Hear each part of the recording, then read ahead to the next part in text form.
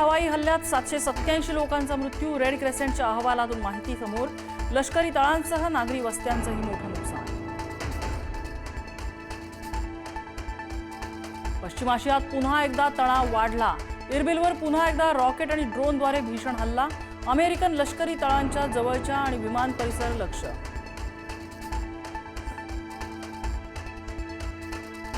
मध्य पूर्वेतला अमेरिकेचा सर्वात मोठा रडार उद्ध्वस्त. रडारच्या माध्यमातून संपूर्ण मध्य पूर्वेवर ठेवता येत होती नजर. 5000 किलोमीटर रेंज असलेला रडार उद्ध्वस्त.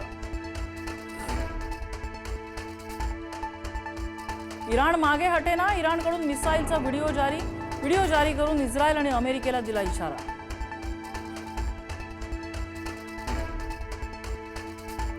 इस्रायल इराण युद्ध लवकर संपण्याची शक्यता धूसर.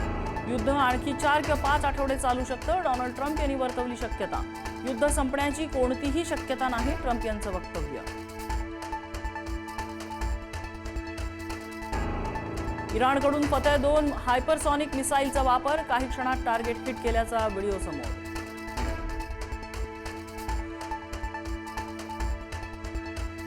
दुबईतल्या एका इमारतीवर इराणचा ड्रोन हल्ला. अमेरिकन लष्करी कर्मचारी तैनात असलेल्या इमारतीवर हल्ला.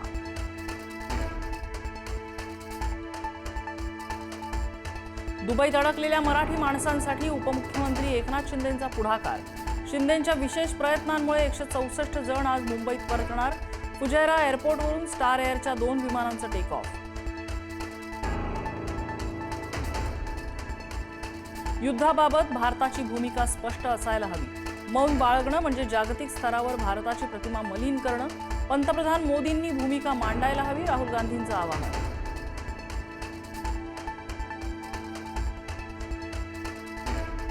युद्धाच्या पार्श्वभूमीवर भारत आणि पाकिस्तान सीमारेषेवर अलर्ट. जम्मू काश्मीरमधील सांबा सेक्टरमध्ये सुरक्षा अधिक कडक. युद्धाच्या पार्श्वभूमीवर भारतीय लष्कर अलर्ट मोडवर.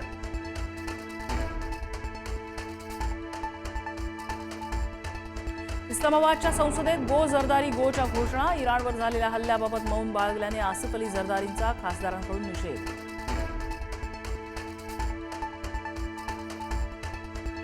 भाजपकडून राज्यसभेची यादी जाहीर. भाजपचे राष्ट्रीय अध्यक्ष नितीन नबीन यांना राज्यसभेवर संधी. पहिल्या यादीत महाराष्ट्रातल्या उमेदवारांचं नाव नाही.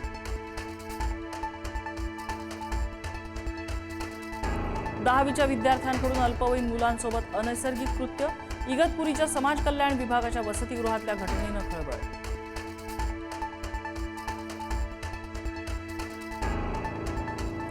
राज्यभरात धुलीवंदनाचा उत्साह. मुंबई, पुणे, नागपुरात रंगांची उधळण करत जल्लोष. डीजेच्या तालावर तरुणाईने धरला ठेका. धुळवडी निमित्त मुंबईत मराठी कलाकारांची होळी. मराठी रंगकर्मी धुळवडीचं आयोजन. रंगाची उधळण करत मराठी कलाकारांची धमाल मस्ती.